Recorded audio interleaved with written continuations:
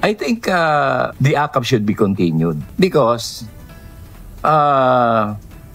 we are helping those who are under the 4Ps.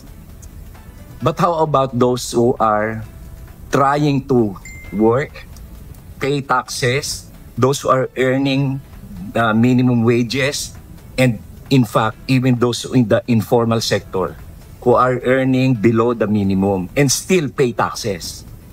Sa inyo ba mga kababayan, pag nangyari kasi, alam mo, yung may hawak ng pera yung mga Pilipino. Alam mo, may mga gantong, may mga gantong sitwasyon eh. Okay na kami kasi may kumakain naman kami ng ng 3 beses sa isang araw. Walang problema doon, okay? Walang problema doon. Ang problema, yung hindi ka yung hindi ka mangarap na umangat sa buhay. Hindi ka mangarap na sana balang araw, magsisipag ako, balang araw, anytime na gusto kong kumain, kakain ako.